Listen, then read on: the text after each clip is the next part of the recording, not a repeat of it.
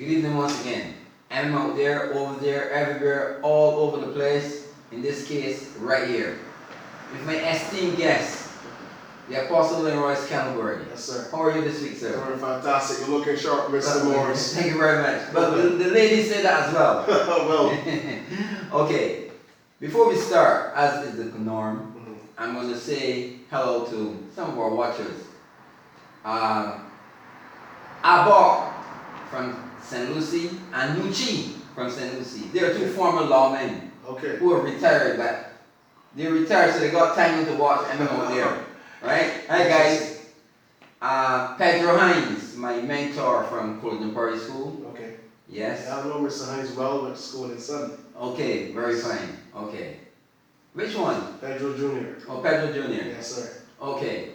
Mr. Ferguson from the pharmacy over there in Church Street, who is also Coach Party alumni, and he also taught me at Coach Party when I first went there. So they all watch M.M Out There. Wow. So I'm saying a shout out to them this week. All right, awesome. Okay. Apostle,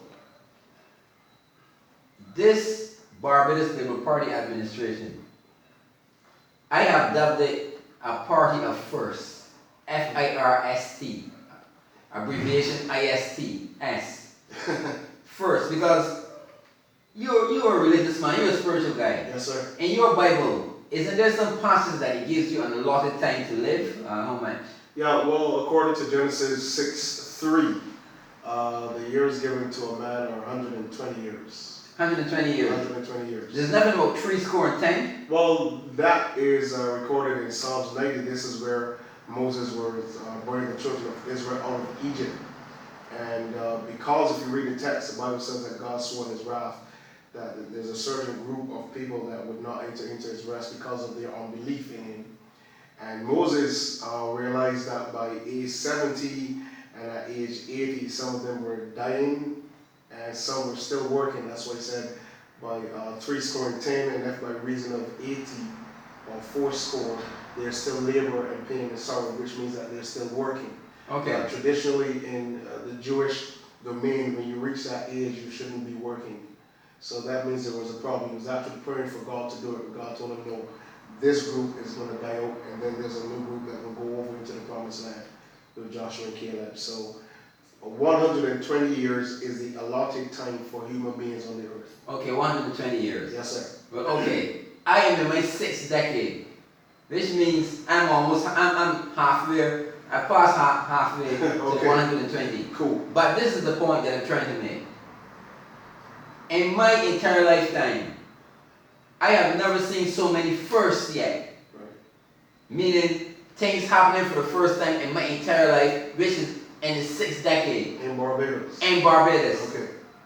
So I'm going to go through these things in first and second part, and let you make your comments as we go on, because that's what the essence of this show is all about this week.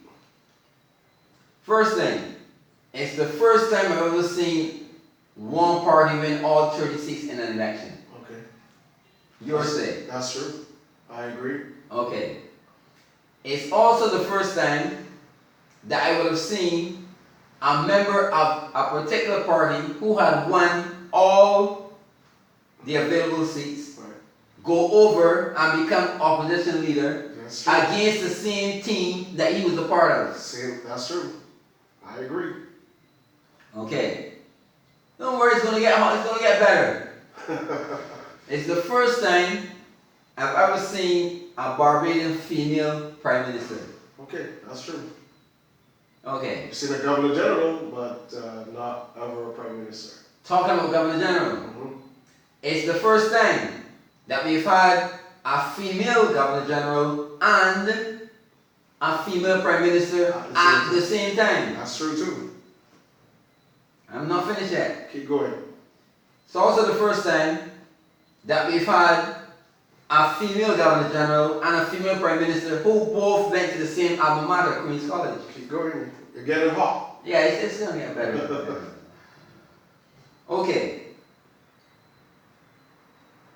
It's the first time that I've ever seen 2 African heads of state visit Barbados simultaneously during the same week. That's it. That's right. You're right about that too. I'm wondering what was the cost, who paid for that, because one was a state visit. I can't imagine that our government paid for that, which they did, and they can't get buses on the road, they can't get garbage trucks on the road, the service of the QEH is at its lowest ebb, school children are killing one another. What's their say on that? Well, you said there are a number of firsts. We're also the first time that we've seen the electrical services in Barbados shut off for 2 consecutive days. I was about to get to that, but you jumped me on that, but go ahead. I'm sorry, well, go ahead. In fact, you already know what the topic is, so if you can think of anything first in your lifetime, bring it up as well. Okay. But while you're on that subject, continue. Yeah, but as I said, it's the very first time that we've seen that happen in Barbados. Such a huge scale. I'm talking we've had electrical outages for a number of hours, but not for a whole day, and not for 2 days back to back.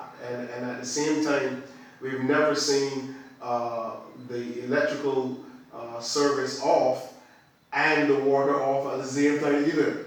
So there are definitely a number of firsts. Lots of firsts here in Barbados, and we've never seen. I mean, you've never seen it. I haven't seen it in mine. Right. So there must be something very, very wrong here in the island. The other first I've seen, I've never seen the bones of a slave return from Barbados to Africa. You see, the apostle is jumping me on my topic. Okay, listen, I'm just going to slow my roll. But I gave you permission. I'm going to slow my roll. He's jumping, because I was going to get to that part too. But he's jumping me. But go ahead.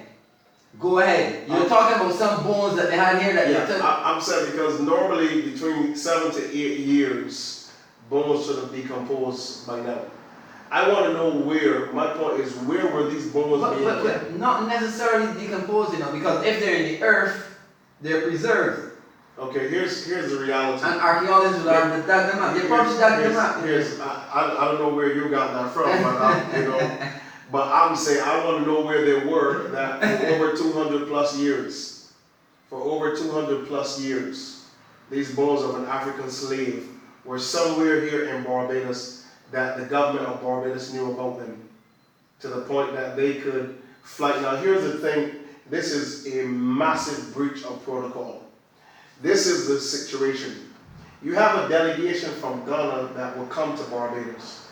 You would have a ceremony where you would actually hand the bones back over to them, and they would take the bones back. That's protocol. Yeah. A prime minister should never leave a country with bones. So yeah, that's another first. Okay. Another first. Another first. Go Never ahead. heard about it. Another first. Never heard about it. Never heard about it. Okay. To have that type of ceremony where those bones are returned to the country and then buried in that country. Now, breach of protocol again. The reality is that from what I saw on the video is that this box was draped with the Barbadian flag. Okay. Another breach of protocol again.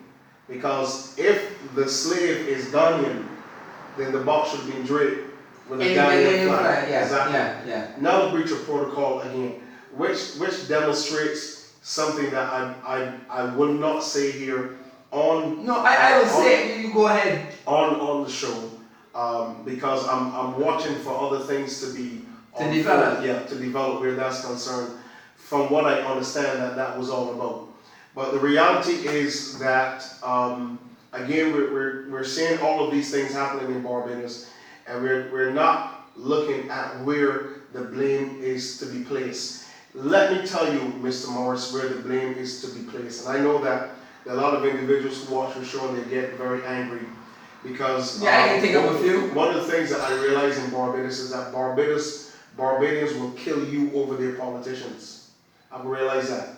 Their politicians are never wrong until they're finally back up against the wall and realize to be in the wrong.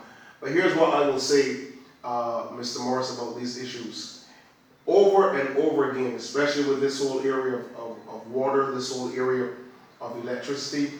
Our successive governments have systematically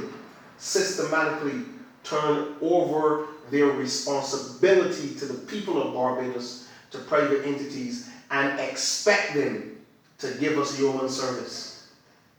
So you are supposed to be making sure that your people that vote for you get adequate electrical services. You are not running it. You sold it to a private entity. So in other words, you have no say in the matter. You have no say in the matter. So to come ridiculous. And to come and then have a press conference acting as though, oh, you know what, I'm really on top of things, I'm taking care of business. You're not taking care of business. You're taking care of business when you are responsible for what's happening. Okay? But it is the Barbados Light and Power Company Limited, which should be run by the government. It's not run by the government. It's not even owned by the government. Okay? So, your national bank, you don't own your national bank. You don't run your national bank. So, systematically, government after government, both BLP and DLP, have sold out their responsibilities to the people of Barbados, to private entities, and expect that you're going to get service. Now, they're saying, we've been talking to you guys and saying, we need a bigger plan. We need this, we need the next. You shut us down all the time. Now you're coming to make yourself look good, as though you are not the main problem to why we cannot provide the level of service that we need to provide in Barbados. Mr. Morris, look at the aid sales. You look at the projects in Barbados, the high-end projects, the major projects, 2 marinas back to back, Lion Castle, you name it, Port Ferdinand, Port St. Charles, Royal Westmoreland, Palizate, you name all these big high-end projects that demand major electricity that we never had to deal with 10 years ago. Now, the demand for electricity in Barbados is so high that it is better to make sure the people who pay get their services first and foremost, versus the person who they get down in the village and demands, vote for us, we will take care of you. You take these people's votes and then turn your backs on them, and then you have press conference trying to show to individuals, oh, we are on top of things. You're not on top of anything unless you're taking care of your kids. It's like a father telling his wife, you don't have to cook, I'm going to bring in someone to cook. The person now ups and leaves the country and your children can't eat. Here's a big issue, Mr. Morris. Our government must be held responsible for not taking care of the people of Barbados. The apostle, I've never seen the apostle this heated before. So that shows you how very important this topic is. And we're coming to the end of part 1. Yes, sir. But you know I can't go without Thomas Jefferson. That's where we have to go. And this is no more, this is very, very timely right now. Very timely for me to say this. I believe so. On this particular topic. Yes, sir. I'm saying this to the Prime Minister, and I'm saying it to all the ministers, even the idiots who are in some of those ministries. When the people fear the government, there is tyranny. That's right. But when the government fears the people, there is liberty or freedom. And with that, M.M Out There is saying this is the end of part 1. Yes, sir. And I'm very anxious to resume this heated debate in part 2. Apostle, yes, let's sir. make our exit and take a short break. Thank you, sir.